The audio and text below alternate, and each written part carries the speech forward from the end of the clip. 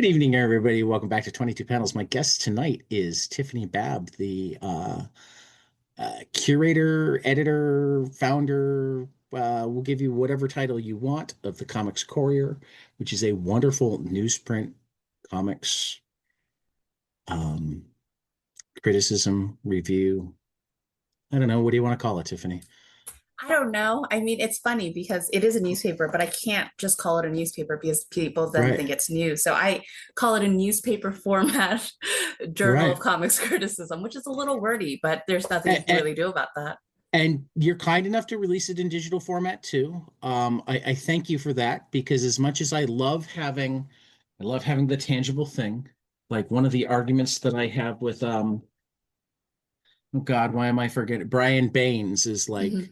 I love bubbles and I love that you keep it in print and that I can always get it and that sort of thing. But like as much as I love print, 80% of my reading is digital right now because Interesting. because Yeah, it's much easier to carry an iPad around with me sure. than 500 pounds of books. Yes. No, I get that. And yeah, a lot of people, I'm not so much a digital, I guess I read digitally throughout the day, like articles and stuff. But like when I'm Right. reading, I'd like to read print. But I mean, it's also like a big cost barrier too, right? Hmm. Because the paper's more expensive, the print paper, as well as shipping for a lot of people. So Right. it's good to have, for me, I think it's important to have like the PDF that's just like, if you want to read it, you can read it, right? Though I will also say, particularly because you Hassan now writes for you, but you used to write at Panel X Panel. Um, it came up in one of my first conversations on 22 Panels way back when I was talking to Karen Green at Columbia. And as much as she loved Panel X Panel, she hated the fact that there was no good way to have it in the library. Right. Yeah. I mean, it is, It wasn't part of any digital subscription yeah. service. Yeah. So was she supposed to buy a PDF and just copy it for every student that wanted it, or was You she, know, it's funny because that didn't feel right yeah, to her? I've talked to some people who've taught with it and I've asked them like Right, how, like, what did you do? And they're just like, oh, you just kind of cut the PDF up and you email it out or you print it out. But it is, right, but like, I also get, funnily enough, Hass and I were just talking about this morning about kind of like, for him, like the design of panel by panel was to be separate from the internet, right? And to be like, it exists in itself. It's not really meant to like spark the conversation, right? Because it's not something right. you can link and share necessarily. You can't link to a specific article. There's no comment section. And in the same way, like Bubbles, like I'm a big zine fan. So like there Yeah, is something I've about like, become one. yeah, there's something where it's just like, this is something we print, this is something we sell, and you get it or you don't. It feels very like retro, like Right. when you used to look for albums in a record store. But the research librarian perspective is I would Yes, love to buy it, but I have it. also need to buy it in a way that my students can then use it. I did have a librarian complain about the newsprint too, Yeah. about how it's like not great for archiving as well. But so far, some libraries have Yeah, I'm stopped the pretty certain courier. Karen would be way less upset about the newsprint. Yes. She'd find some way to deal with it. You know, Yeah. they've had They have newspapers boxes. in Yeah, they have libraries acid-free forever. boxes. Right, right. I mean, Acid-free they do boxes. all They sorts of can things at bind it. Columbia's. They Yeah. can microfilm it. They can any number of things. Yeah. I It's love it's Columbia's collection is really cool because I I've been to a lot of like comics collections, but I think they have something where it's about the book, not necessarily about the object. A lot of libraries have these really incredible objects. Like in Columbus, obviously, they have all this original art, which right. is incredible. But in Columbia, like they have a bunch of these like tomes that are just like cut up comics that are just rebound. And like sometimes they're second printings or whatever. But you're just like, oh, you just like someone was just there and was like, you know what, this isn't readable in this format. Let's just cut these things up and make them a book, which is just like so opposite to the quote unquote Right. collector's mindset, but like really useful for like if you're researching something and need to find a page Yeah. in a run. Yeah. Now I have more questions to ask Karen. She's been Yeah. busy since the first time she was on, but I know that like before they were offered Claremont's collection, and it became like the cartoon. And she had to like create the title of like graphic novel curator to go Yeah, because she along was a with her medievalist. yeah, and she still is. um and that like part of how she did that is she put together, I mean, she told me about a presentation she put together to pitch using comics in literally nearly every department of the college. Mm, To make it so, no, yes, we can have comic studies, but I don't want to do this yeah, so we can have comic studies. I want to do this because our economics department could be using comics. Our history department could be using comics. absolutely. Like this is actually a funny thing that you mentioned, Karen. So I got my master's degree at Columbia, and Karen's work is like one of the major reasons why I chose that university. Okay. Because I was considering other schools as well. But Columbia had the comics collection, and it had professors who were really kind of open-minded, I would say. It's funny because I feel like the institution, I mean, right now there's a lot of mess going on, and the university is doing horrible, horrible things. But the individual professors, I feel like there's this assumption that they would be really stuffy and would not be like write about comics. But all of them, even the oldest, stuffiest guys, they were all just like, yeah, that sounds good. And they let me Yeah. do my thing. And yeah, my experience at Columbia was really great on the Well, I mean, academic side. they did have their the first ever doctoral thesis done Yeah, Nick entirely in Susanis, comics. Yeah. Who one of these genius. days will be on the show. We've been trading emails for years and just He's so haven't been great. able to line up. It's so cool to see like because he posts a lot of his like process Oh yeah. images, and he posts Oh like yeah. work on unflattening too, and I'm just like, it Yeah. looks so good. Spin, weave, and cut is like Mhm. one of my regular. I have to just go and ooh, pretty. Yeah. He's really great. Also, I love I went to a keynote that he was doing once in Columbus, and he had this whole talk. The whole talk was about kind of like sketching as a way of thinking. And like sometimes like the coolest thing that he said about it is like sometimes if you sketch something really ugly, it accidentally looks like something else. And that's a Yeah. connection you can make. I think like his example was Right. like he was trying to draw a sailing ship, but it looked like something else, and then he ended up using it in a comic, like the transition from the sailing ship to this other object. And I was just Right. like, that is the coolest thing, and also kind of makes sense when you read his work and you see these big swings he's Yeah. making between images. Yeah. No, I work in special ed at a high school level, so I also appreciate everything he's been doing for comics inclusion. Mm-hmm. Like finally got to talk to him a little bit because he was part of a symposium on bringing comics to the deaf that he knew would be completely up my alley. That's So he cool. like sent me the invite and I was totally That's there. awesome. Um, and it was really interesting to ponder because like they took it from three different perspectives. They did it as like the purely descriptive text, like movies for the Mm, deaf, or they actually like hired a company that does that sort of thing for interesting. movies to do a scene from unflattening. He did it where um he described it kind of from the artist perspective, but it was also kind of like one part director's commentary. That's cool. But then a third person, I forget if it was a student of his or somebody he worked with, did it in more of a poetic way, where they Mm, had all of the the dialogue, but rather than the bland description, it was there was real effort put into the way the description was done. And it was that's really cool. cool.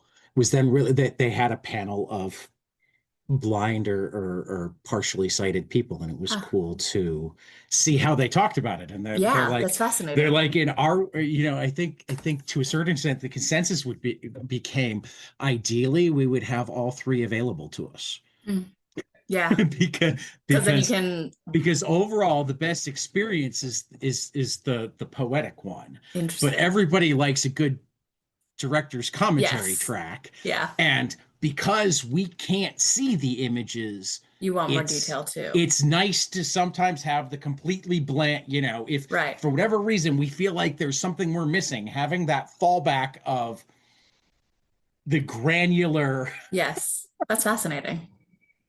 And I'm like, oh wow, this is like, I mean, unfortunately, it would be like one of those cost prohibitive things, but Right. like comics are just such a beautiful medium and such a perfect medium.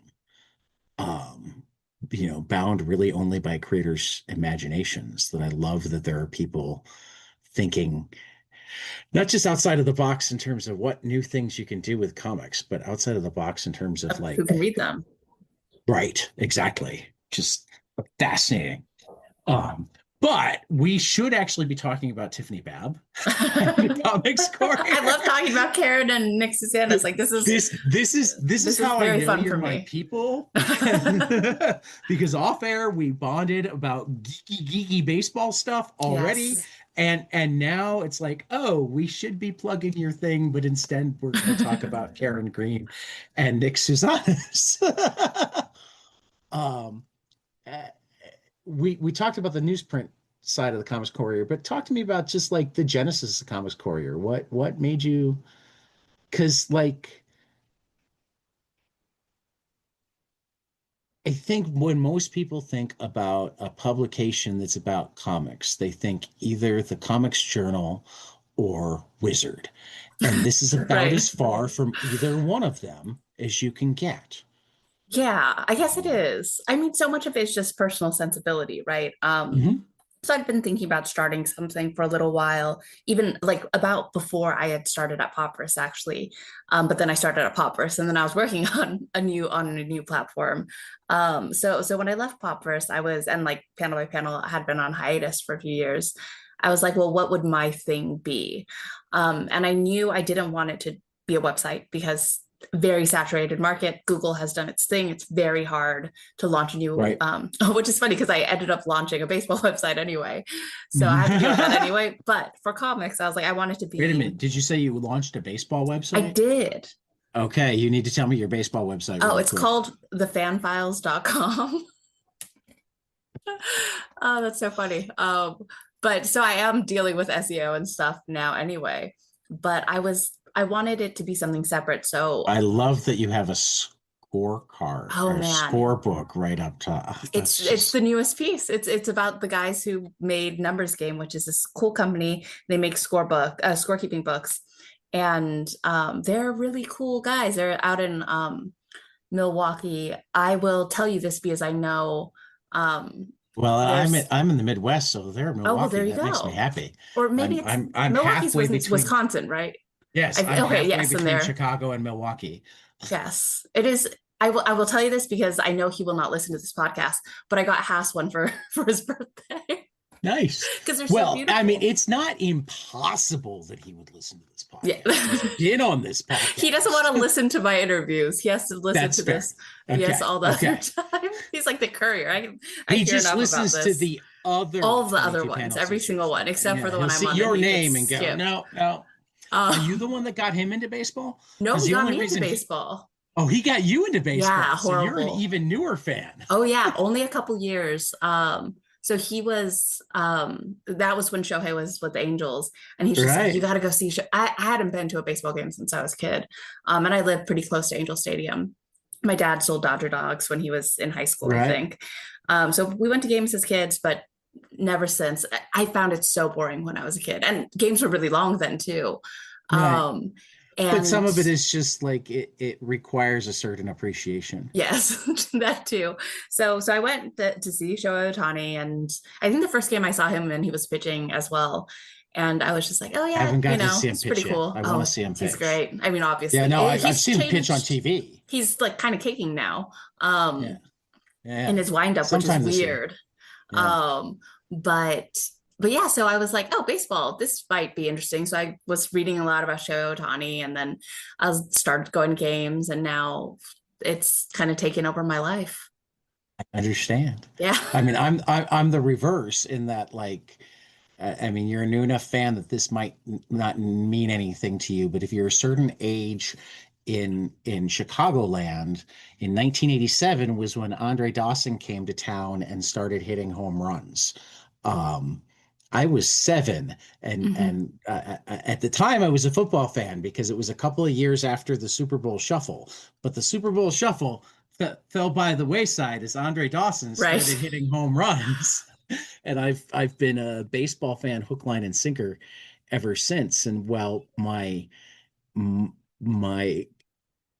beginnings as a comics fan started a little bit earlier. Hmm.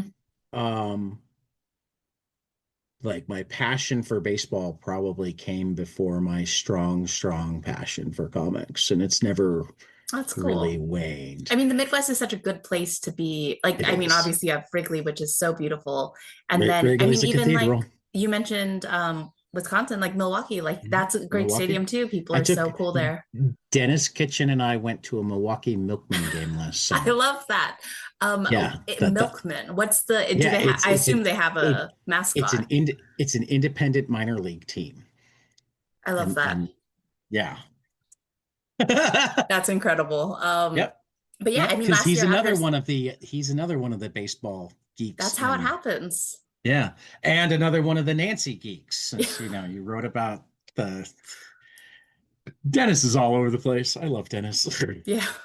I think I have a poster of his somewhere around here, the 3D he one that he just used to sell. he just sent me a tube of backstocks of 3D posters Ah, for well, my there you wife and go. I to give to students because we're There you both go. teachers. I have one somewhere around here. So like we just fell completely off we got to talking about books. Right. We were Gosh. talking about the Comics Courier. Welcome to 22 Yes. panels. This is how Yeah. we roll. um, I'm trying to thread this back. I think, oh yes. So I was thinking about What you sensibilities, wanted. what I Yeah. wanted. I had met Brian Canini a few years ago in San Diego, and he and his crew run the Columbus Scribbler, also in the Okay. Midwest. Right. And it's just really cool, I think, quarterly free comics newspaper they do. It's all like comic I, strips and I there's some interviews. I always pick one up It's when so I'm great. at CXC. It's really, really awesome. And like they're so chill It, and cool. yeah.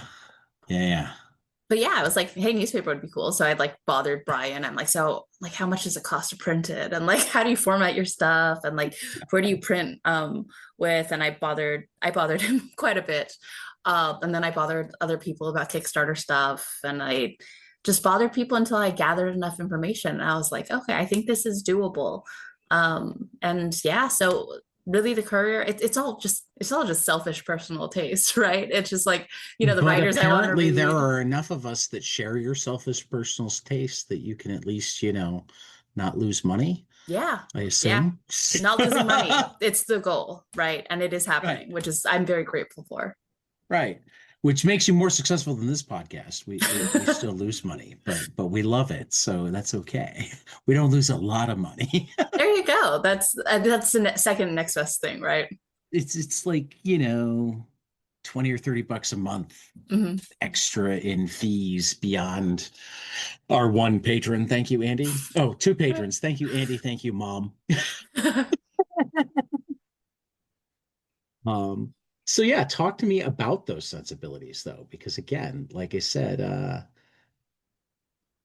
I think when most people think comics journalism, they think the Comics Journal, which tends to be very studious, occasionally a little bit snooty.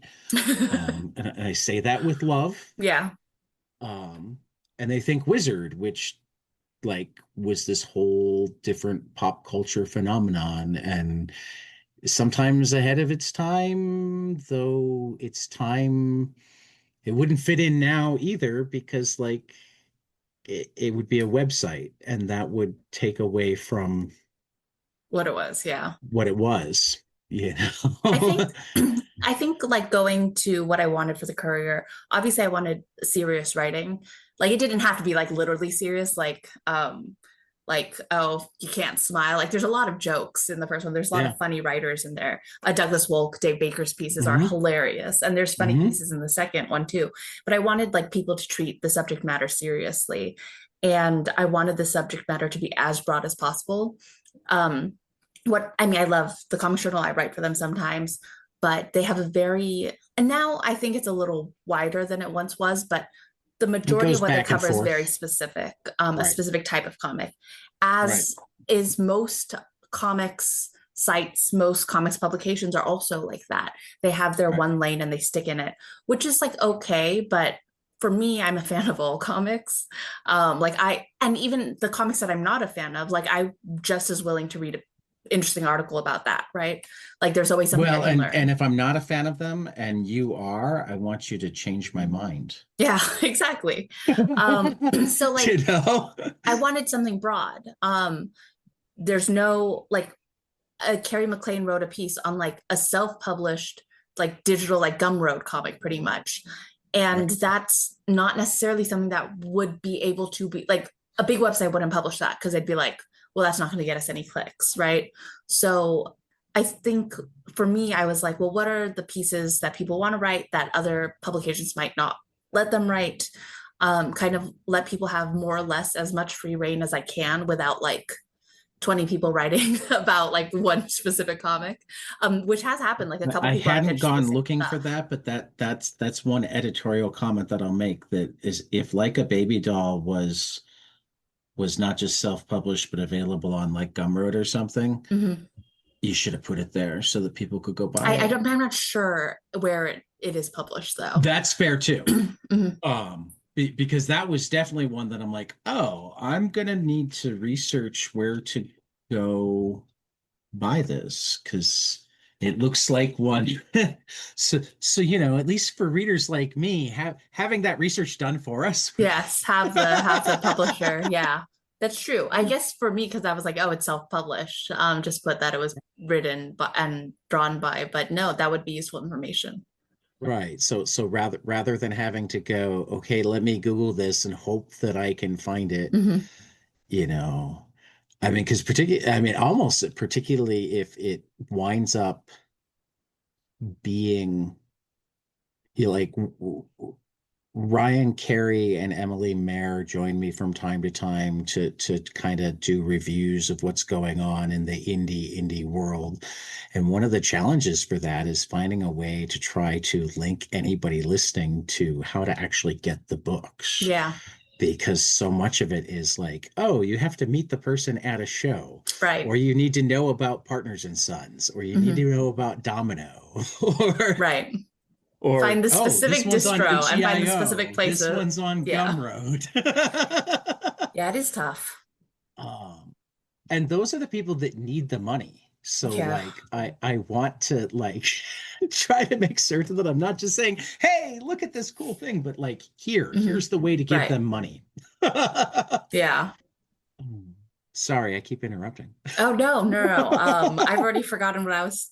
I Well, guess. you were talking about Oh, going right, all Carrie over the place, which McLean. I appreciate a ton Yeah, so because that's been we fun. do. And just getting a Yeah. mix. I think a good mix, so it's not all superheroes or not all indie. And you kind of feel like you're getting a grab bag. I think Right. is fun for me. Like for me, it feels like I'm making a more fun reading experience. I love Um, it. that's good. So I it's mean, working for you. again, like it's exactly what we've built 22 panels around. Hmm. Um, we when we remember to use it, the tagline is to explore, examine, and elevate the medium of comics. I Hmm. mean, all of those words were chosen very specifically and not just because I like alliteration. That's Um, cool. but there's so much to explore. Digging deep, as you wrote about in your how to read Nancy can unlock all sorts of things. And there's no medium, and comics are a medium, not a genre. God, I want to scream sometimes. You should put that um, on a shirt. it's one of the ones in the back of my head. Hmm. Um, there's no medium that needs more elevation. Because it's such a beautiful and amazing medium. And like there's so many people who like, oh, I just don't like comics. I'm like, but is that true? Yeah, right. I mean, half the time you find out that they do like comics, they just don't consider the comics that they read comics. Right. Or they don't know how to read a comic. Right. And if they really don't like comics, it's just because they haven't been given the right one yet. Hmm. Yeah. You know, I mean that was like my initial frustration is like, have you ever heard somebody say, I don't like moving pictures? Honestly, I have a friend who refuses to watch like movies and television. It blows my mind. Um, None. nothing. Like No her life has documentaries, like no. no like she doesn't have a television. She has a computer, but she does not watch things on it. Like she doesn't watch YouTube. Like Okay. just no So video. you are the one I person know the one who person, knows a the person. one person who I don't do refuses to moving watch pictures. movies. It is very funny. It like shocks me because I'm watching stuff constantly, and I'm just like, Right. well, how do you fill your days? I mean, honestly, it's my least favorite medium. I Is don't watch a lot, it really? I love movies. but but I have movies that I Right. love. I have TV that I love. I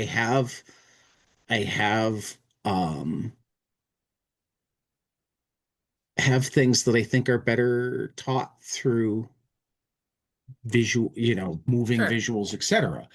Um, I don't say, oh, the medium itself Right. is bad. I just say I would rather be reading a comic. Sometimes I read comics and watch TV at the same time, but the comics get the primary Mhm. focus. Um, are you now going to tell me that you also know somebody that doesn't like prose? I mean, I know people who don't read. I don't know if I know anyone who's But as they like, don't read at all. yeah, They don't read the cereal box. They don't read right. No, like they magazines. They read don't read things, but they don't like read newspapers or books. websites. Um, Although like sometimes I will tell you, sometimes I feel like my sister that she'll like there'll be some huge news like right down her street. Like there was a huge fire like a block from her, and she'll like have no idea. I mean, the big fires in California, it got really close to her house. I had to call her and be like, hey, you guys know there's a fire near you, right? And she's like, I did wonder, I did smell smoke. And I'm like, the entire state is like, I mean, like, at that point, the whole country is like kind of tuned to So you're saying California. that she somehow managed to skip all video and She misses prose like in the news. world. She misses In the oh world. she just Be, be, the news just goes right around her. I don't know how. because everything was getting interrupted. I mean, even if she only did entertainment, you'd think that there would have been a banner somewhere saying Yeah. California on fire. I was shocked. I was just like, and I mean she did like about a couple hours after that, like leave. She's like, the fire is too close. And I was like, if I didn't call you, how long would it have taken you to be like, there is a She fire would open the door and and see gone, the fire? there's a fire here. I think part of it was like the wind was blowing the smoke the other way too, so you couldn't see it. But I was just like, my mind was blown. I was like, how? Like my phone's pinging But right all that day actually long. strikes me as somebody who just doesn't do news. It doesn't Yeah, strike me as somebody who wouldn't do any prose or any movies. that's. Oh They just yes, too busy yes, doing prose and movies that yes. To weren't miss the news news. exactly. Because also clearly doesn't leave the house a lot. Misses the fire outside. Right. I mean, it sounds like if she'd even gone to pick up the newspaper. Truly wild. I'm not trying to make fun of your sister, Oh no, Tiffany. it's okay. She I was. don't know her. I'm not, She also thinks it's quite funny. okay. That makes me But feel better. yeah. It's Where were we good to be talking? I've already aware of forgotten what we were one's. talking about. Oh, right. We were People talking don't about comics as a people don't medium not needing like, right. elevation. Yes. Yes, I agree. Well, I mean, like they deserve like kind of like what you were saying earlier with the Nancy piece, close reading, right? Yeah. And serious writing about.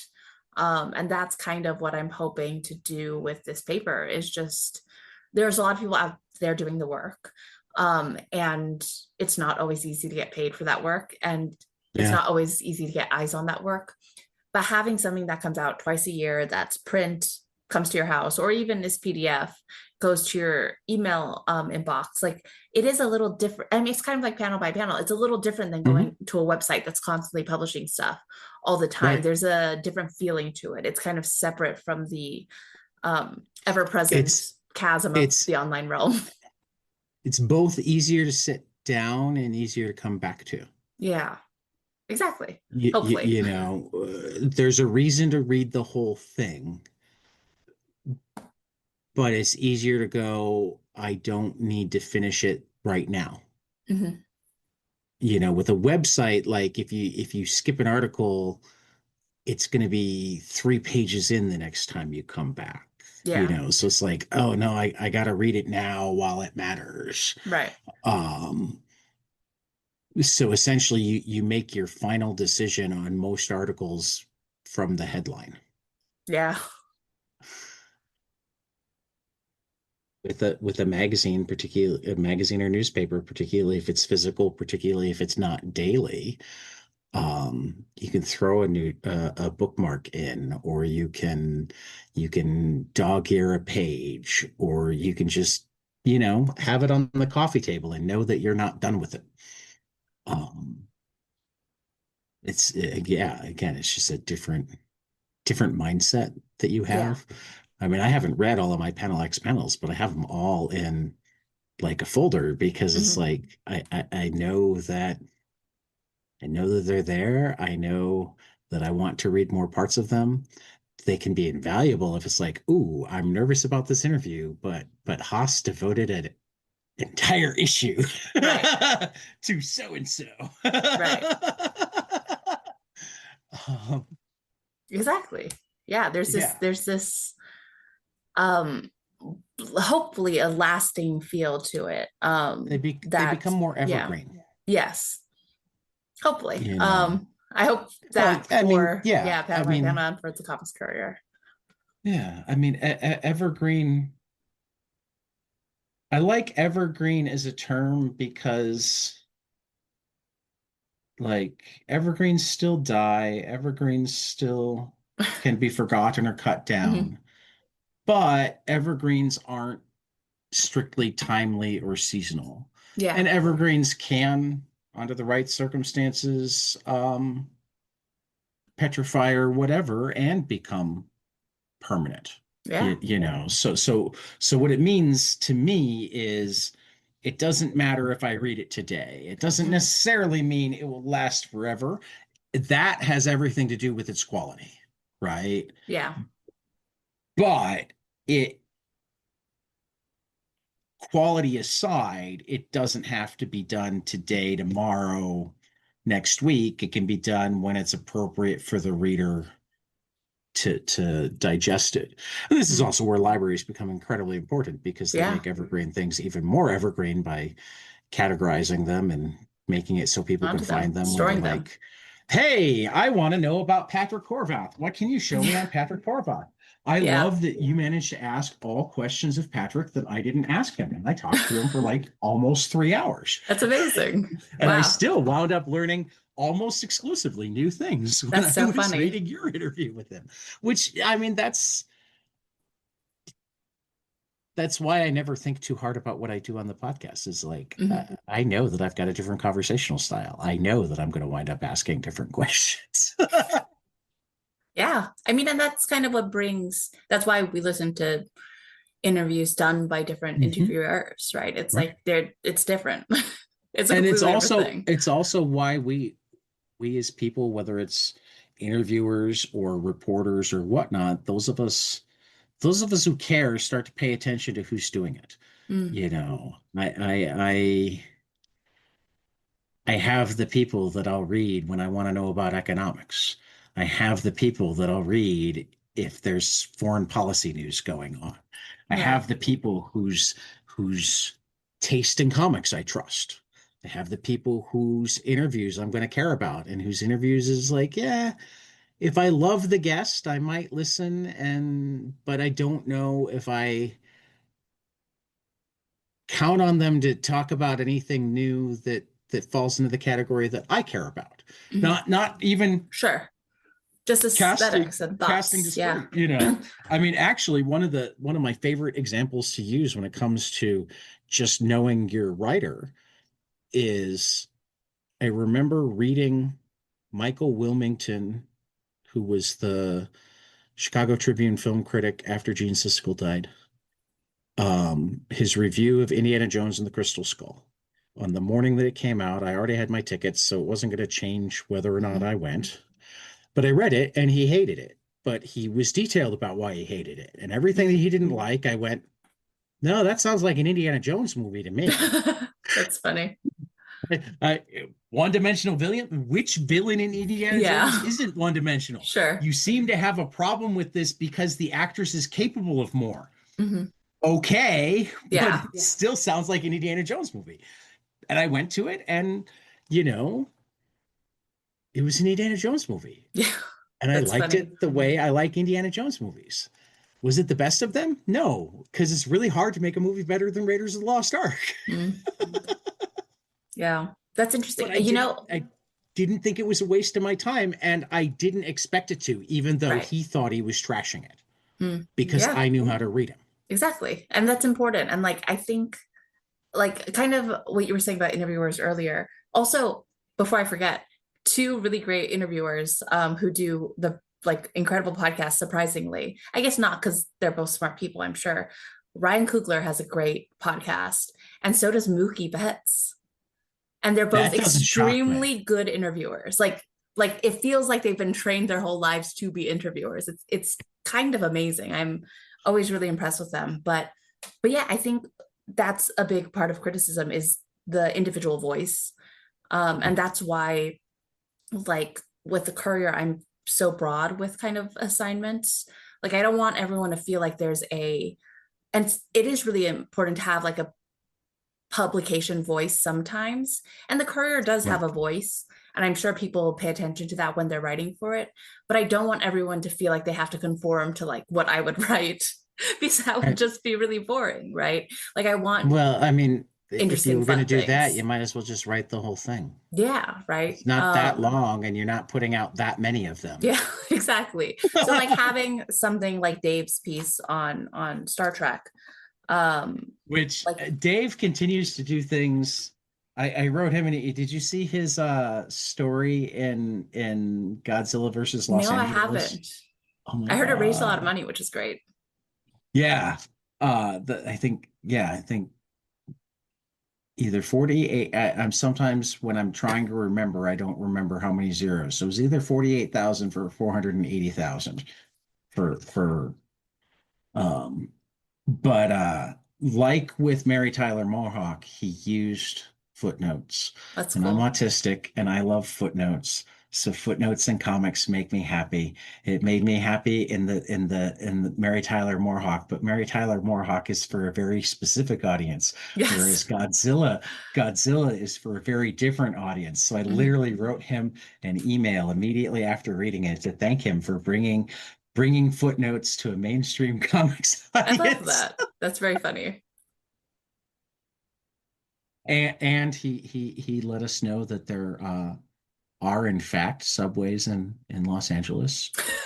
There are, and it's funny because we talked about public transit not that long ago because he came out to watch an Angels game with me last Okay, year.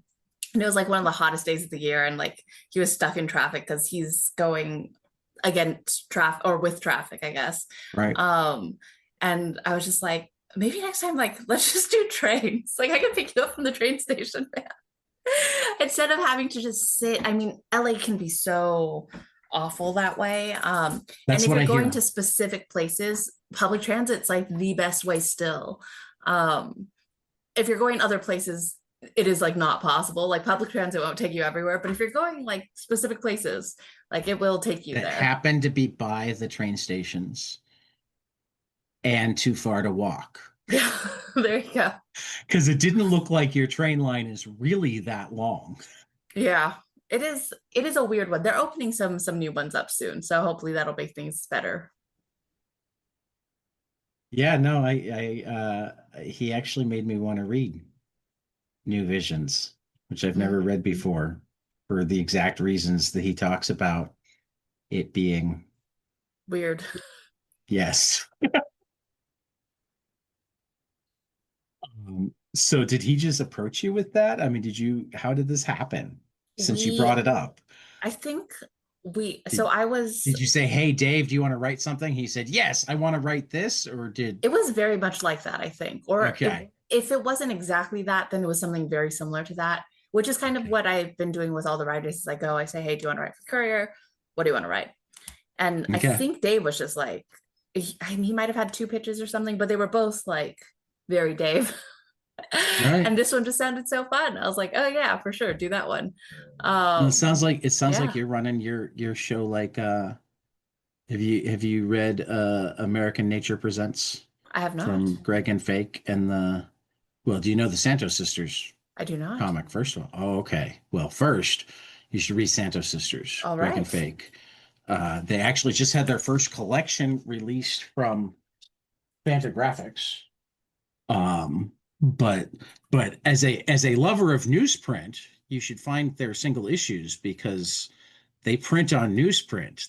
Oh, really? They That's like cool. went out of their way to like and it wound up being in their backyard of Buffalo Grove, Illinois. But they did Hmm. serious research looking all over the country to find who could do newsprint essentially in the old Archie style and Oh, I found love a that. press that was in their own backyard. That's cool.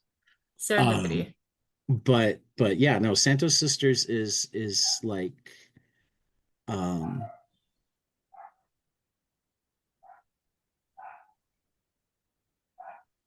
kind of mix between Archie and like underground comics Cool. with a little bit of superhero mixed in a weird way. It's hard to describe, but It sounds great. almost everybody I know who's read it loves it. I discovered it because Jaime Hernandez got so excited when he found his copy of number one at Huh. some small press expo that he tweeted about it, and I went, okay, if Jaime Hernandez is tweeting about this, I need to go Yeah. find this comic. Um, and actually, I'll tell you my Jaime Hernandez story. I'm not certain if I've told it on the air, even though we've recorded it. Hmm.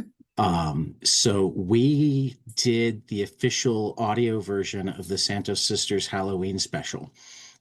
So like we have we you know did some sound editing, but certainly a lot of voice acting. We even did the ads.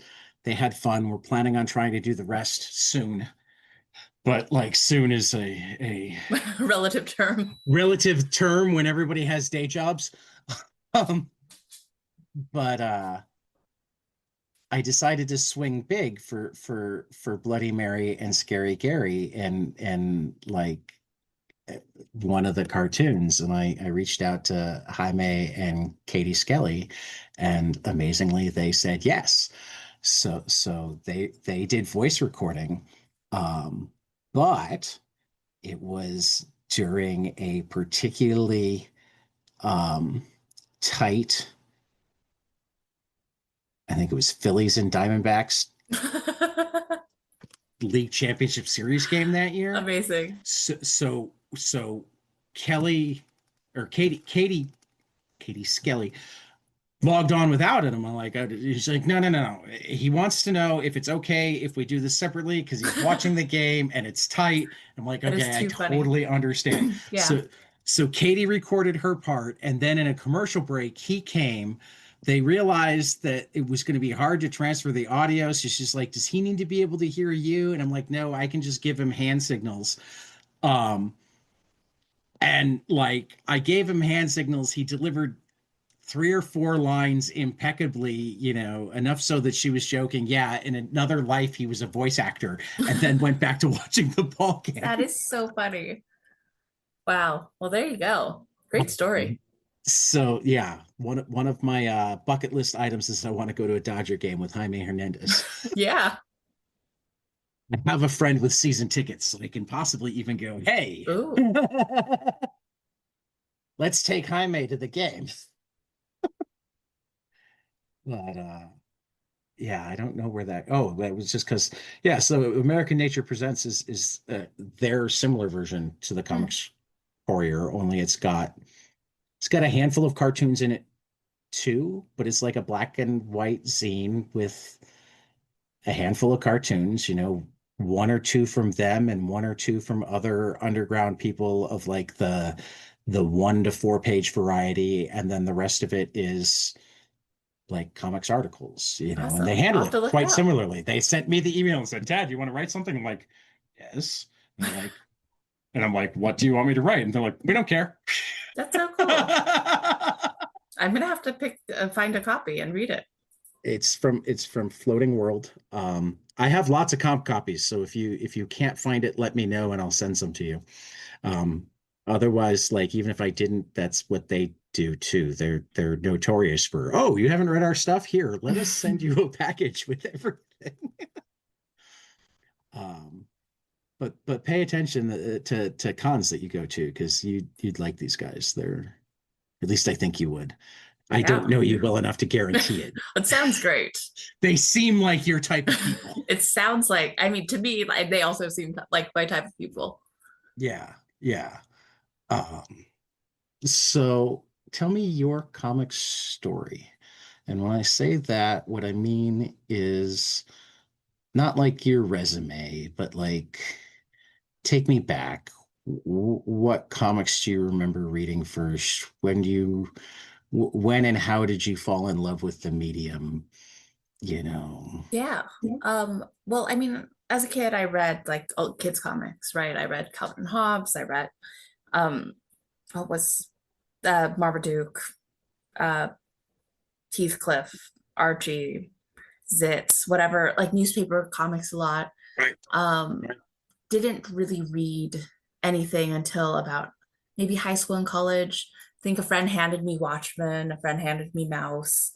Um, and then in college, right around Marvel Now, a friend was like, "Hey, go read Hawkeye," and I'm like, "Sure, I'll go to the comic book shop." Never been to a comic book shop before, and got really into like periodical monthly comics. It's all I read for like a couple years. I would just pick up comics out of the 25-cent bin, which I've realized there are no 25-cent bins anymore.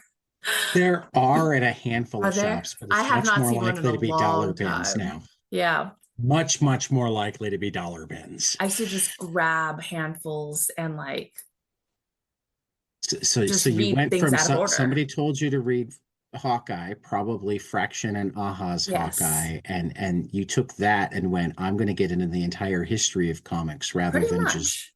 new stuff now. I love that Yeah. I was perspective. reading Marvel Now stuff too. Like I was reading Captain Marvel, I was reading New Avengers. It was also New 52, right? I mean, it's a really Yeah. funny time to get Yeah, into there were superhero some great comics. comics in that era, which is Yeah. why I mean, I should be clear. There were enough really good comics right then that it would have been completely forgivable if it had taken you a long time to start looking into any sort of comics history Right. because it But I could have wanted to get taken up your into it, time. right? I wanted to Right, understand it. I mean, that's kind of right. like how I approach things. Like we were talking earlier, I just got into baseball a couple of years ago, and there's enough baseball to just watch. Like I can't keep up with all baseball now. I can keep up with my team every day, Right. whatever, but you can't keep up with all MLB, right? I mean, some I people mean, I can. try. David Harper, oh my God, he is like, he'll just, Basketball, he's got down. Yeah. yeah. And he'll like, or he'll text me about like some random prospect that we have. And I'm just like, how do you even know about this guy? Um, With but with baseball too? with Because baseball, because he I know plays he and I fantasy talked. baseball, I think. Okay, I know he and I talked baseball some when he was on. But I know he's a bigger basketball guy than Yeah, baseball guy. he's a Mariners person, and yeah, no, Yeah, he'll that I know like remember. random Angels minor leaguers. It's quite funny to me because I'm not I a mean, be stats careful person. if you let me, I can be that guy too. Well, there you go. I'm not that person, right? Like I know things. I'm like it's not like I don't know anything, but like I am not particularly interested in stats. I'm interested in like as much as I'm learning about the Angels, like as they are now, I'm also reading out of print baseball books. And of course, for the Okay. site, I'm reading books that are about to come out because those are the Right. interviews I get. Right. Um, but like a lot of them are history, right? Right. Like one of the books that I covered was a history of Black baseball in America. Which one? It is called Play Harder. Okay. It's a Gerald Early, Dr. Gerald Early, who was in the the big baseball documentary. Like it's like the first thing he mentioned. I was like, that's such a funny it's such a funny like line on your resume, considering he's had this whole other career. And he's like, yeah, the only reason like I'm a baseball person is because I was in the documentary. I was like, I think you've written like books about this. But like stuff like that, and like I want Well, I to mean that was also the thing that put Buck O'Neill on the was map really for that's funny. I mean, Buck O'Neill was known in a lot of circles before that because there was Mm, no I mean, the Negro Leagues were full of great storytellers, and Buck still might have been the best of them, right? yeah. But until Ken Burns found him and had him tell his stories to the nation Yeah. on PBS, it was like a small group of people who knew that Buck O'Neill was this fountain of. That's amazing.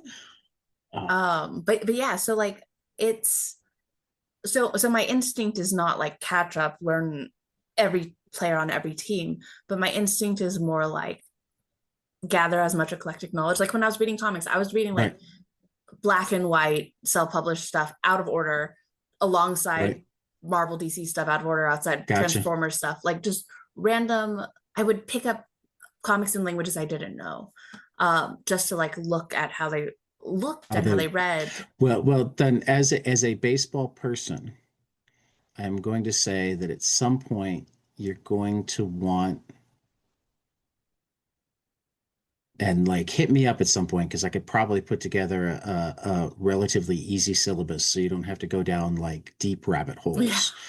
But part of really understanding baseball is understanding the meaning of its statistics. Mm, Because particularly when you're reading out of print baseball books, they're often lionizing people who maybe don't deserve it and sure. downplaying people who do because they don't understand what the statistics mean. I mean, Sure. we talked a little off air about Bill James, and what Bill James is most famous for really is just changing the way we look at the numbers and what they mean. Right. I'm not anti-statistics. No, I I'm know just that you're not not someone who's anti. like a numbers No, no, person. no. No, no, no. I did not. But Yeah. like baseball is so filled with people that are like, that money Sure. ball, that's bullshit. It's like, is it though? Because read Yeah. it next to Earl Weaver's biography from 30 years earlier, and Weaver didn't have the statistics, Yeah, but he was but doing he the same figured thing out with most like of note it. cards. Yeah. I read that too. It was quite good. You know, Yeah. he figured out that bunting was a bad idea long before Bill James ran the math. In Yeah. fact, Bill James ran the math initially because he's like, well, it makes sense the way he's saying it, but why would they do it for all of those years if it was a bad idea? So let's see if we can figure out a way to test it. Oh, it is a bad idea. Yeah. Earl Weaver's much smarter than all of them. Yeah.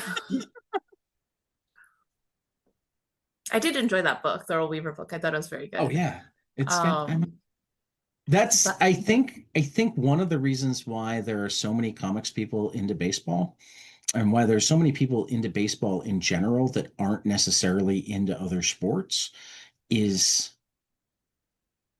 the rich storytelling yeah, there's a lot of good baseball writing out there. capabilities and actualities. You know, it's a game that lends itself to storytelling. It's a game that lots of people have told stories about. Um, I mean, I can't think of a single sport that has as much great writing, fiction, nonfiction, whatever. I mean, boxing comes closest, but Yeah. that's really mostly one type of story. Yeah.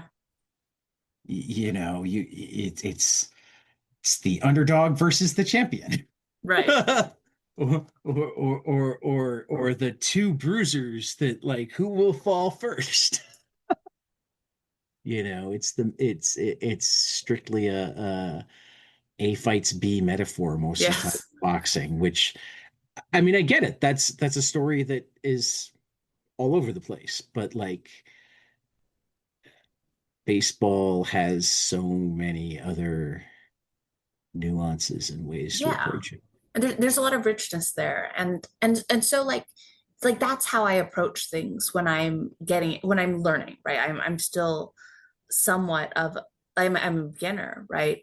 So I just set out, I learn as much as I can about everything, which is what I did with comics, read a bunch of books, read a lot of comics.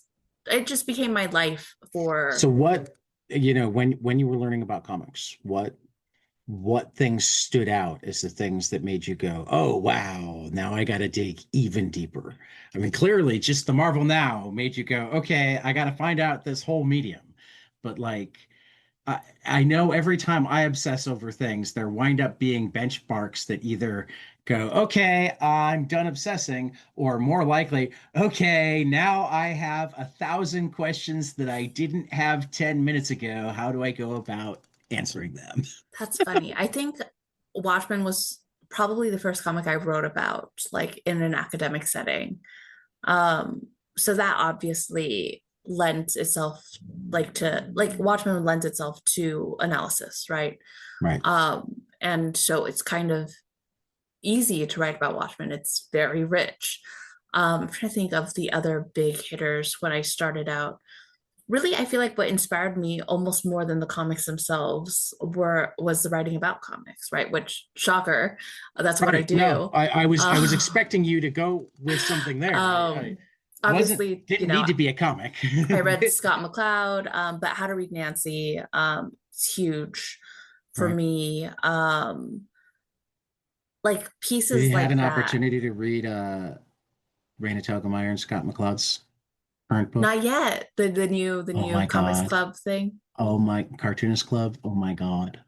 It takes everything from understanding comics and puts it into a middle grade story about friendship and doing things together That's so great. and gives you a roadmap for having your own comics club at school. I love I that. I love it on so many different levels. It's not even funny. And like I cannot emphasize this enough. I had s I love Raina so much. I love Scott so much that my expectations were so high that I was afraid to read it Mhm. because I could not imagine that it was going to meet my expectations, and it totally surpassed them. That's amazing. I mean, that's great. And I think there's something to be said about like I read a lot of children's literature and what Dave Pilkey is doing with the Cat Kid Comics Club and what Haven't got to any of the Cat Kid they're ones good, yet. but it's also very I've read some similar. Dog Man. It's I'm very similar probably in the way of the format is a get kids to start making comics. yeah. And Well, Dog Man was too. it's great. It's just Yeah, um it's so important to get kids to do things, I think, in yeah, general, like it to inspire children to go out and try things, right? And like yeah. what better thing out there to try is there than try making comics? I'm constantly moved by kind of people who tell those kinds of stories. Um, and who better to do it than the best-selling cartoonists out there? It certainly doesn't hurt. I Yeah. was able to buy mine at a major uh, big box chain. Mm. There you go. I mean, don't get me wrong. I encourage buying it from the local comic shop or the Independent um, bookstore. independent bookstore, and I'm certain that it's one that I will be buying multiple copies of because I can already feel that it's going to be the one that I give away way too many times. But I was needing to get a birthday present in a hurry for a 7-year old, and we stopped at Big Box Chain. It wound up being one of the birthday presents, but I'm like, I already have this digitally, but if I'm buying one for the 7-year old, I need one for me too. Yeah, I love that. You know, it's just how I roll. Um, I already backed your comics courier. Otherwise, I'd be Thank giving you you. money while I talk to you. I appreciate that. I'm notorious for spending money with my on my guest stuff while I'm speaking That's with very them. funny. Oh, I never heard of that book. Oh, here it is, $12. I always know when they're their own distributor because they'll go, "Oh, yeah, I see you just The bought order it." just came in. Um, so let's talk about the new Comics Courier, just because there's at least one thing that like we stopped talking about off air because I wanted to talk about it on air. Because I noticed down in the bottom corner, and I'm curious as to who's writing about it, whether it's an interview, an article, or whatnot. You have my favorite book from last year, Big Jim and the White Boy on the cover of Comics Courier issue 2. And you Yes. said you loved it as well. I So did. let's And talk Big Jim and the White Boy because it is so good. And I'm the perfect person to talk about it because it's my piece, it's a review excellent. that I wrote. And I wanted to write about it because I feel like not enough people are talking about it. Yeah. It's a really incredible book, not just like for what it is important, like politically important, I think, and educationally important, but also emotionally. Like it's so moving. And it works on so many different levels. It's like a very complex book, but it's very readable for young people. And yeah, I just But want it more people also to know about doesn't it. talk down to them. No, absolutely not. It handles Um, all of its subject matter very well.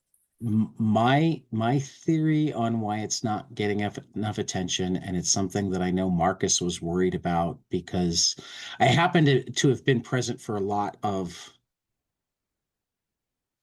Marcus told me about Big Jim and the White Boy while we were having lunch on my birthday 2 years before it was officially announced.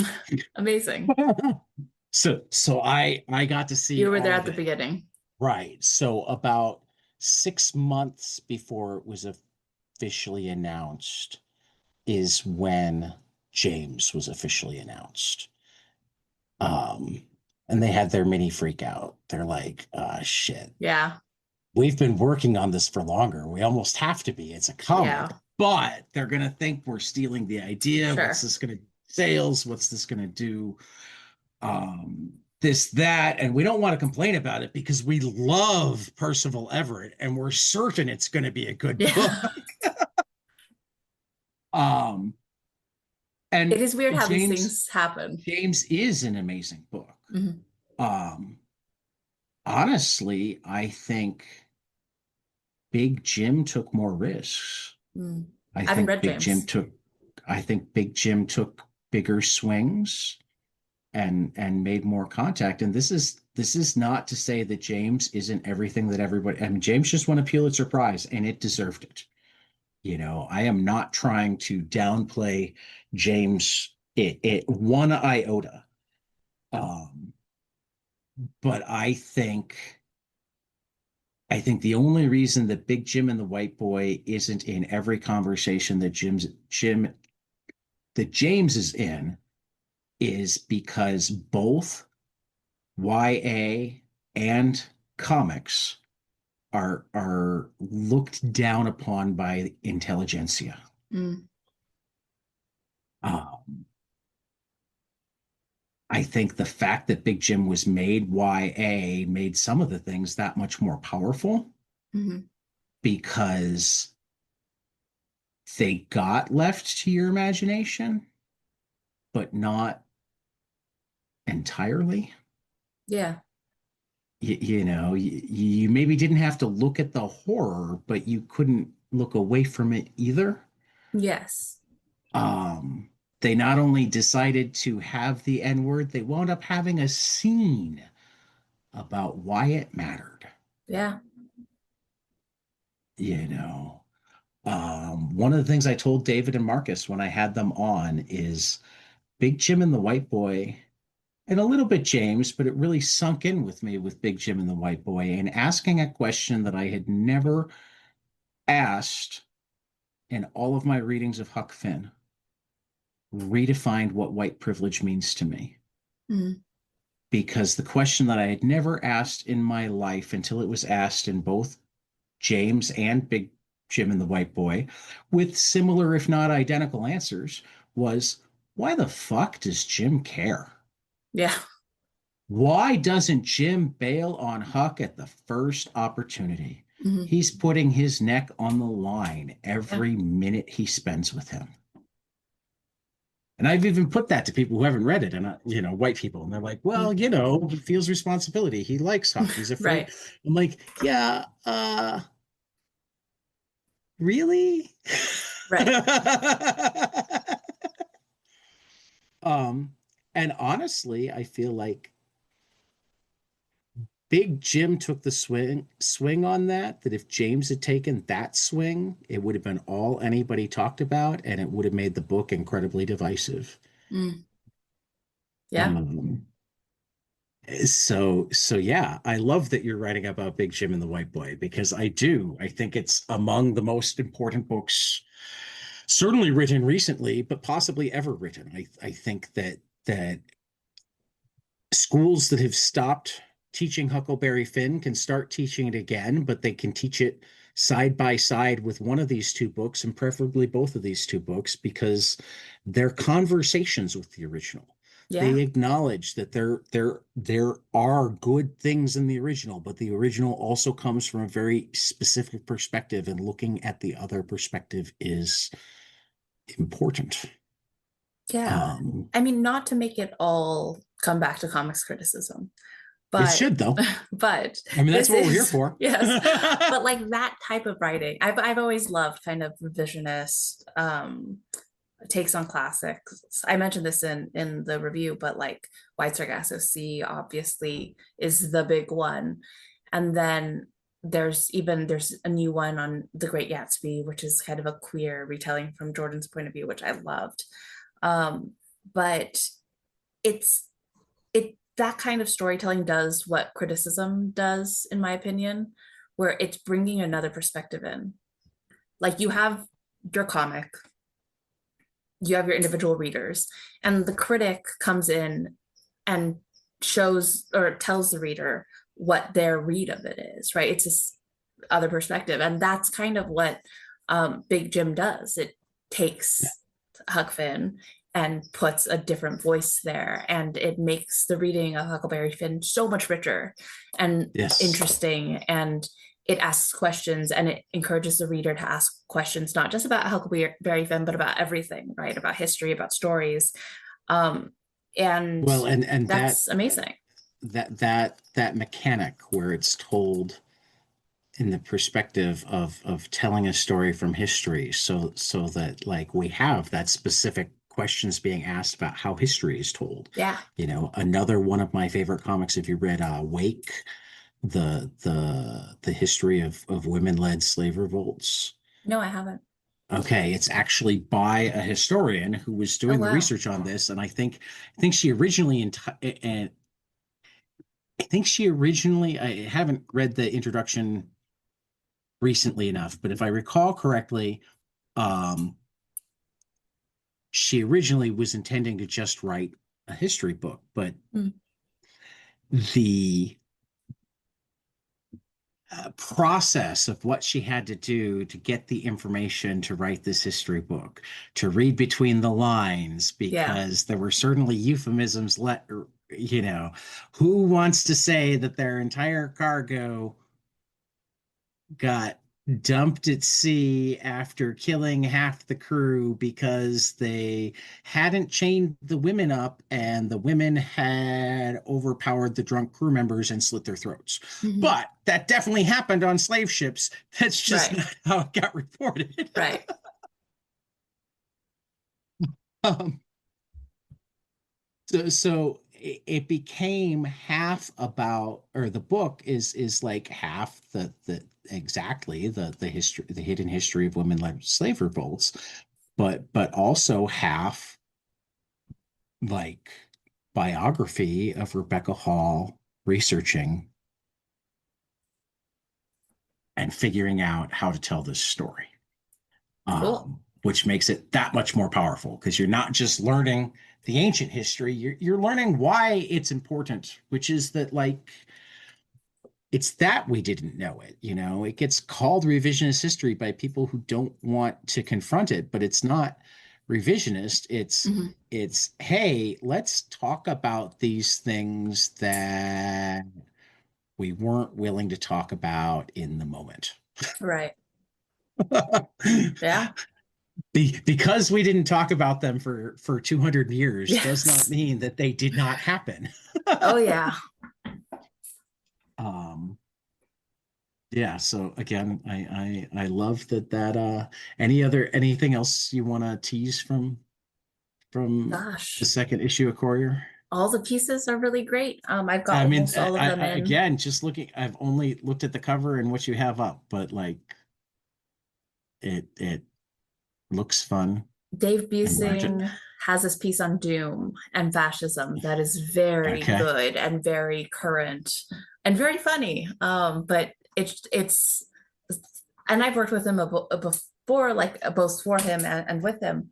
But to me, I'm like, this is the best thing he's written that I've edited. And so I'm very pleased to have that piece. That that sound and like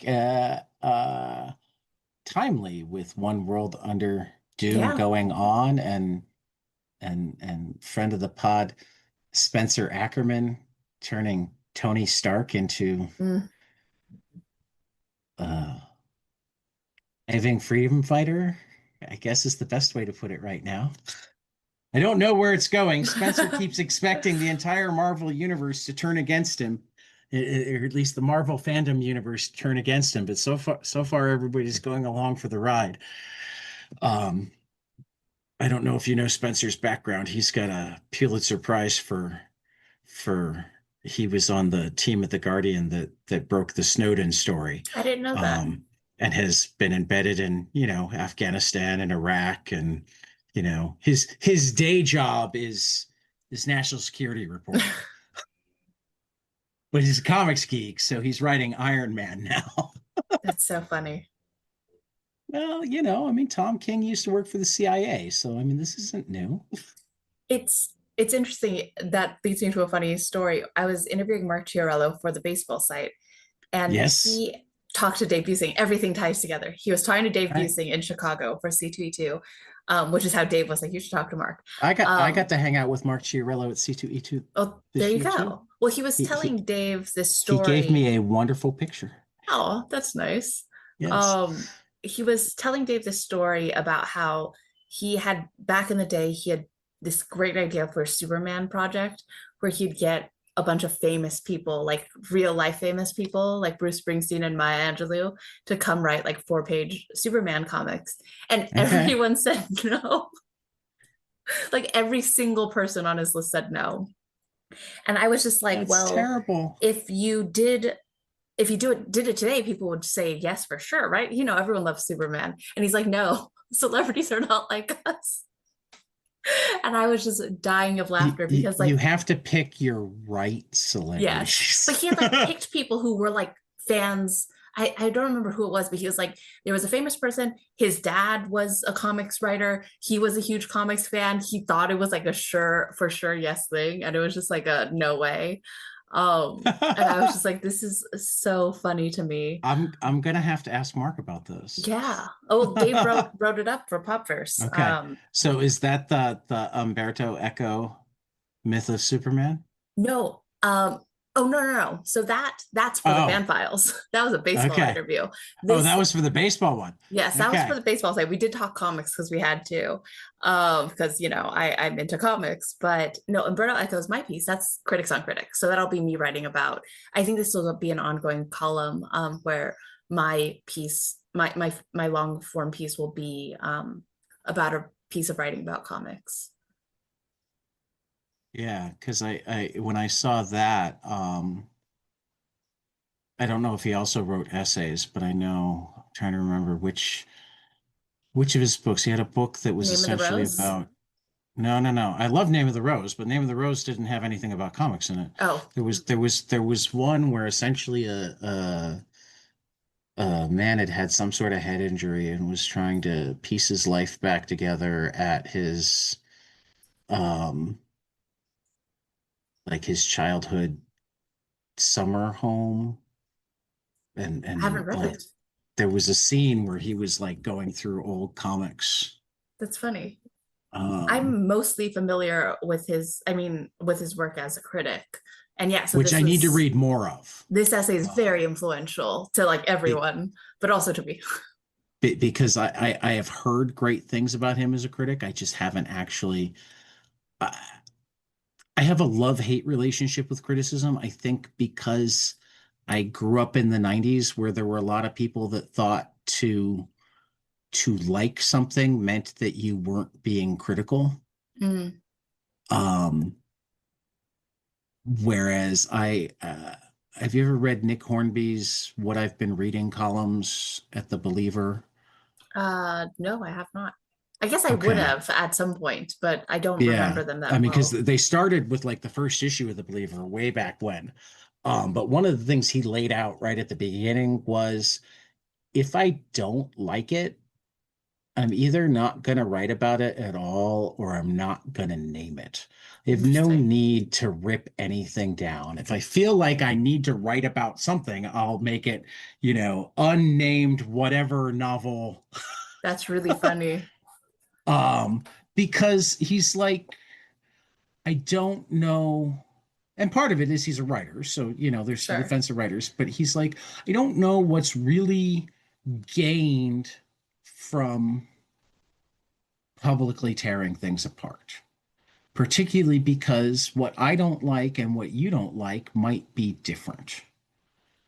Um, I disagree, whereas, but I see where well, he's and coming lots of people from. do, even among writers. I mean, I have people who will tell me, no, I want good criticism in my work. And I think it depends a lot on how the criticism is written, because there's definitely like criticism that does like very much criticize, but still does it from a perspective of like respect rather than why does this exist? I also disagree with this too. I feel And like that's a work fair. needs to be, I'm not tearing on like I'm not like finding someone's like webtoon and just like, why did you make Well, this? I mean, if when I go my whole spiel, what I'll say is, unless your job is a critic and your silence alone represents criticism of something. So like if it's a major work and you're the critic that's expected to respond to it Sure. and you're not responding to it is alone damning, then yes, you need to absolutely do honest criticism. But like what I am talking about is like what you just said. You don't need to go find a webcomic by God knows who Sure. to tear apart because it can be.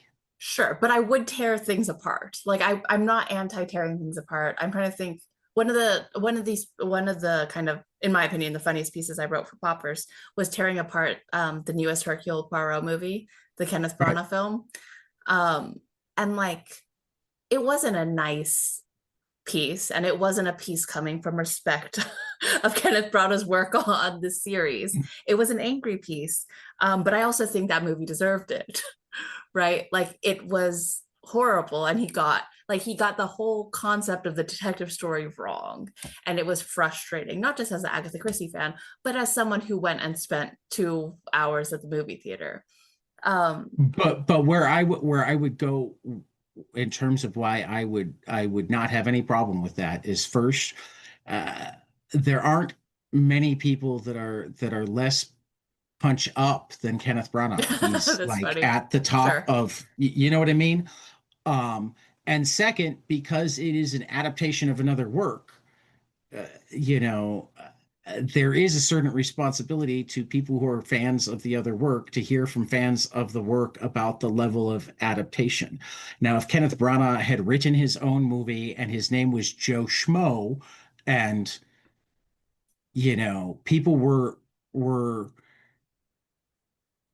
more likely to decide to go to it because you said something good about it than to not go to it because you said something bad about it because they weren't going to it before they read your review anyway, then it feels superfluous to bash it rather than finding something else to write about. I don't know. I feel at the end of the day, for me, I feel like a critic's job is to write honestly, and like you have to think about the context you're writing in. Like there are Absolutely. certain points where you can't be horrible or like ignore what's going on in the world.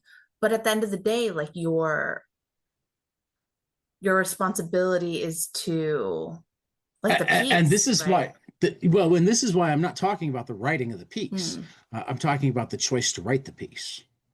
Yes, but also like as a critic, like as a professional critic, you also just get assignments. No, if you get an assignment, that's Yeah. and that's where my problem is then with your editor, not you. I would write, I have nothing against writing mean things. I don't think you should, I think it's very questionable when people only write mean things or if the majority of their stuff Yeah, is mean. That is but an but issue. and really, I'm speaking primarily, and I think I finally looked up the book. I think it's The Mysterious Flame of Queen Loana Huh. I've always is meant the to book read that I more of was, his like fiction. yeah. Title is taken from an Italian edition album of an episode of the American comic strip Tim Tyler's Luck. So that He seems is to make it such, even more. Echo Yeah, is such yeah, a here we go. vibe. After days of searching through old newspapers, vinyl records, books, magazines, and childhood comic books, he is unsuccessful in regaining memories. So yeah, that's the one I was thinking of. I love that. Um, but no, I mean it's just, and I don't really judge other people's decisions, period.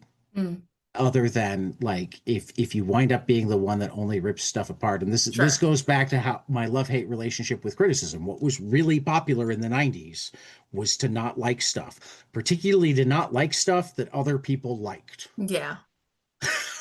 I mean, the number of times I had to hear about such and such band had sold out because they weren't working at Walmart when they weren't on tour anymore. And I'm Mhm. like, dude, if you like their music, don't you want them Yeah. to sell albums? There's a really funny bit in Poker Face that kind of pokes fun at that. Yes. It's the I episode love with John O'Neill in it. it. But like, and we're not 100% on this because every once in a while we'll decide something to, we'll publicly decide to read something before reading it and not liking it, or one of us will like it and the other one won't. But something that Tyler and I decided with this show, particularly our weekly episode, was like we don't have enough time to talk about the stuff that we do like. So why Sure. would we take up any of that time talking about the stuff that we don't? Mm. Let somebody else do that. Yeah. And let somebody else be where people go if they want the criticism, because I'll also acknowledge some people like reading that stuff, so it I don't mean there to be a value judgment when I say what I'm saying is I Yeah. don't get into that criticism, particularly when I feel like, I mean, I remember I used to have a subscription to Rolling Stone and I barely read the reviews Hmm. because for 5 years they didn't have a four and a Yeah. half star album. Yeah. And I'm like, What this are is you a three doing? star album? Are you out of your mind? Yeah. And when they finally gave Lucinda Williams Car Wheels on a Gravel Road 4.5 stars, I'm like, well, I didn't know who Lucinda Williams is, but I need to go buy that. And they were right. It's an Mhm. amazing album. But like, Yeah. there's allowed to be, 5 stars shouldn't have to mean perfection. There Hmm. isn't perfection in art. Yeah. I mean, I agree. I agree with that. um 5 stars should mean that like this is my inner circle, possibly even just of the year, not even Hmm. like of all time. But most importantly, people should be able to figure out what it means to you, Yeah. you know. Um, that was a long rant that I don't know why. I'm sorry, it's been a long day. No, no. It is interesting. I like I'm trying to But think. I mean, what I'll say is like whatever you say about being willing to tear stuff apart, even I would say the two most critical pieces in here are the Dave Baker and the Douglas Wolk, and both of them are also the okay, I can't justify why I like this, but I Mhm. kind of do. Yes, but that's individual choice. That is not like No, I nobody got an understand. editorial remit saying you had No, to I write. didn't say I didn't Yeah. say that you had, but I'm saying that like Sure. individual choice or not, one of the things that I liked about Comics Courier is that you picked odd stuff that you liked Mm, and wrote about it. Yeah. You didn't pick some odd thing that I'd never heard about and then convince me that I shouldn't read Sure. Yes. it. And that's the type of criticisms I like. I'd way rather somebody teach me about something new because I want to learn about it than tell me about something that I either wasn't going to read, listen, watch anyway, and further convince me not to read, listen, watch it. Does that make sense? Yeah. um, yeah. I didn't mean it to sound like I was like Oh no, I didn't. Yeah, no. trashing your entire career in Oh criticism. no, I don't take it that way. I just disagree. I just think the role of the critic is, I think I'm trying to remember who I was talking to this about, but I think the role of the critic is to curate publicly, I guess, curate their own taste, and aesthetic and sensibility. And some of that includes like negativity. I wrote another fairly negative piece I wrote was about a classic amazing film called 12 Angry Men.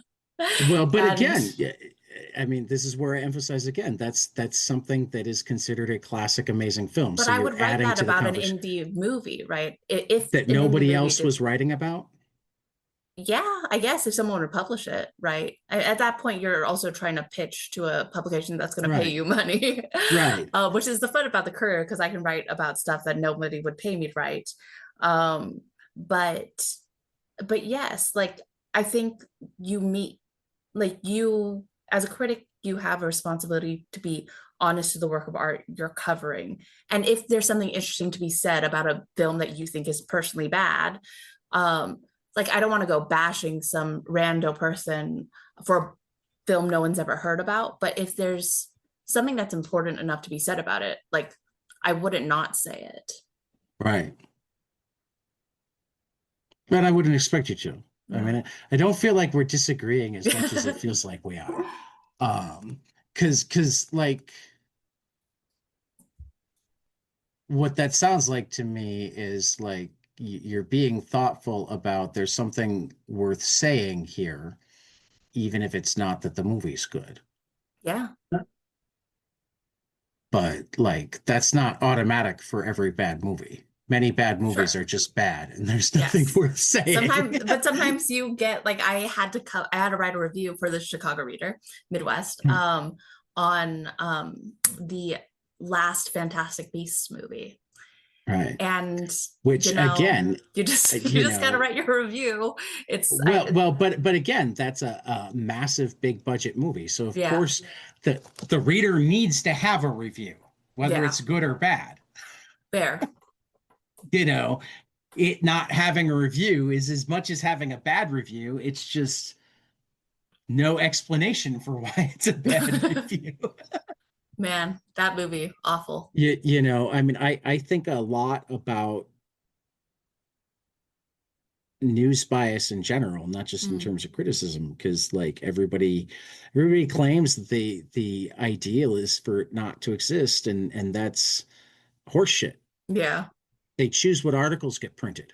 That Yeah. alone is a bias. They choose who writes them. Right.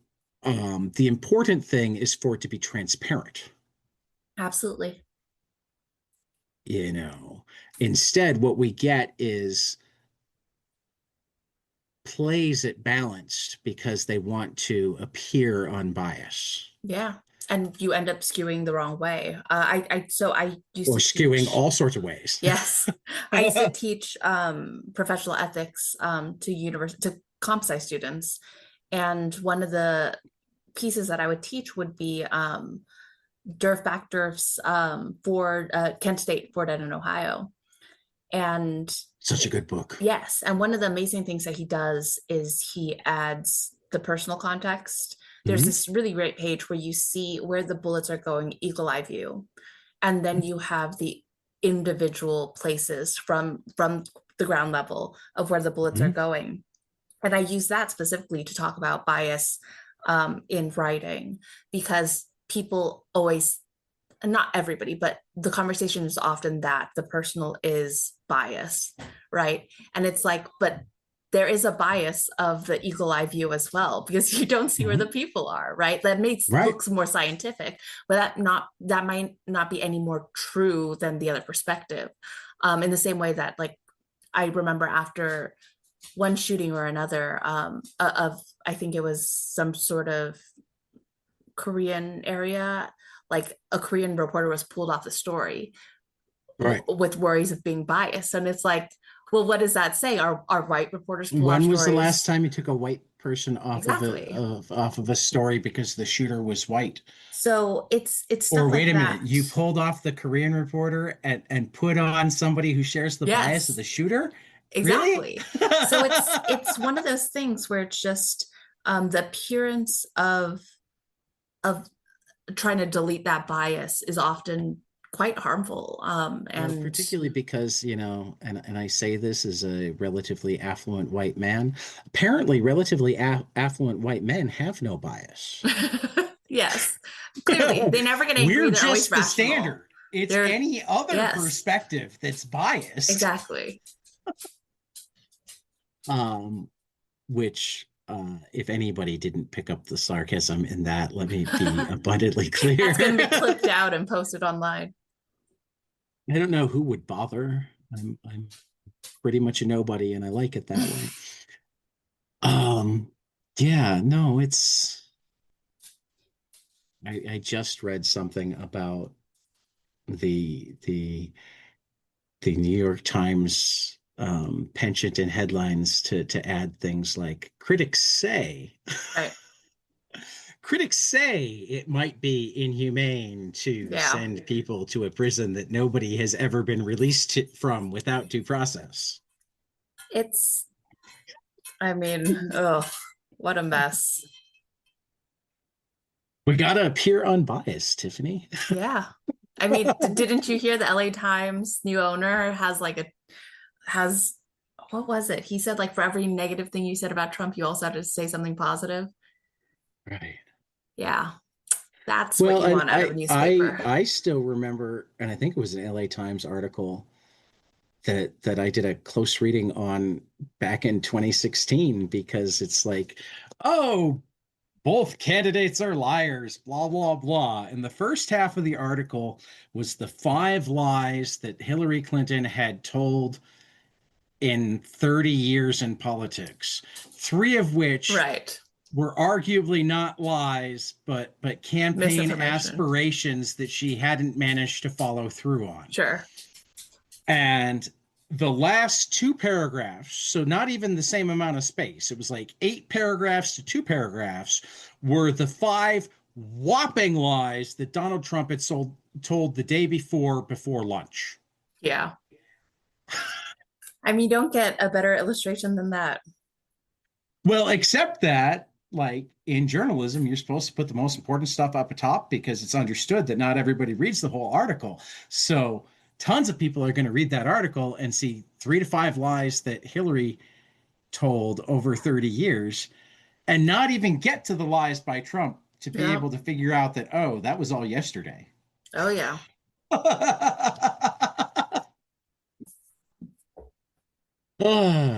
I like that the Courier is nice and balanced. Has a It's diversity of writers. unbiased. And I know I will not call it unbiased. You choose what you write about. That is That true. is an inherent bias. That You is are true. biased towards the medium of comics, Oh, and I yeah. approve of that. I mean, again, like I think that even as a consumer, the worst thing to do is to read something assuming that there's no bias. If you're Sure. not thinking about why they're writing it, Then you're then already then you being lied can't, to. yeah, you can't properly evaluate it. Oh, yeah.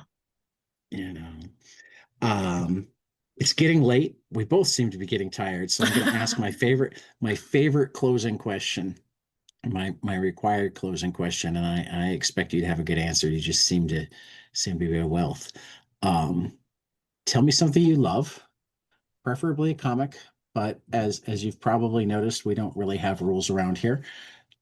If not a comic, preferably storytelling, but again, no rules. Something you love that not enough people around you have experienced and you need them to, so that you have more people to talk with about it.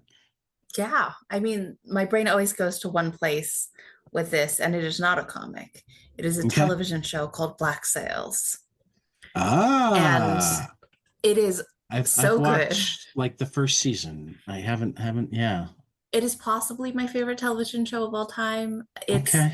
pirates, it's what you want Game of Thrones to be, but like it's so much better. Like this, the betrayals and like everything ties up, and it's incredible. The acting is so good. It's Toby Stevens who plays Captain Flint. It's a prequel to Treasure Island, and he plays Captain Flint. He's Maggie Okay. Smith's That's right. son. I'm remembering that now. It's truly, truly incredible. It's on Netflix. And when it went on Netflix, I was so convinced it would become a huge, huge hit. And people watched it, but it did not blow up the way I thought it would because it originally debuted on Stars, which is why no one Stars. saw it. Right. Now I'm remembering now. I It's so watched it when good. I had my Stars subscription, but when I dumped my Stars subscription, I didn't go out of my way to get back to it. It's on So Netflix now now. that it's on Netflix, and I do still have my Netflix subscription, at least for the time being, I'm and a I've got deep some time believer on in my this hands. show. It's so I've got some good. time on my hands. It's So it's so like like peak genre storytelling, and it's the okay. writing is incredible, the acting is incredible. Like there's speeches where you're just like, now that is like a like people talk about Andor, which is also incredible, and how the speeches Yeah. are good, and that like the speeches in Black Sails are better. Yeah. It's just so good. And I think everyone should watch it. I trying to think. I mean, I know EC had some. Trying to think if there's ever been like a truly great extended pirate comic series. The old strips are pretty good. Which ones? Like, I don't know, old stuff. Terry, Terry's a Terry pirate and the strip. Pirates. But Um, that's more modern piracy. there's funnily enough, Uh, there was a space pirate one that I covered with 2000 AD. I don't remember what it was yeah, called though. That was good. But yeah, it's not really people went Western and not right, pirates in comics, which I love because I love right. Westerns. I do too. But I'm there just should be thinking more. about it I because bet you it's it's a because no one wanted to draw a ship, a pirate ship. that's possible. Like a Though Western, it's a though horse, which is hard, but it's no like you don't have to like draw rigging. though I mean Moby Dick has been covered more times than I would have expected. Yeah, but people were forced to do that. Not all of them. No, like the classics illustrated stuff, like those were Well, the classic assignments. illustrated, yeah, but Sienkiewicz did Moby Dick. It's I mean, true. Oh, and that what was was four Sale? classics. What was the other one? Christophe Chebu did Moby Dick. Will Eisner did Moby Dick. Um, Jeff Smith did an episode or an issue of Bone with heavy Moby Dick influence. I see now I'm like someone needs to put a compendium together of like comics and Moby Dick because that's so specific Bob and Sikoriak's been doing, I don't know random. if he's published any of it, but I know Bob Sikoriak's been working on and off on a Moby Dick project for a long time that I think he's talked about on this air, and therefore I'm not saying anything out of turn. And if I am, Bob, please feel free to tell me.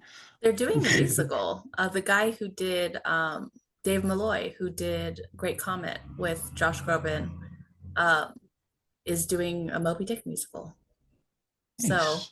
perhaps that will be good. I I mean, don't know how they're going to do it. there is a great history of nautical musicals. I mean, Gilbert and Sullivan Yeah, practically lived at sea. it's true.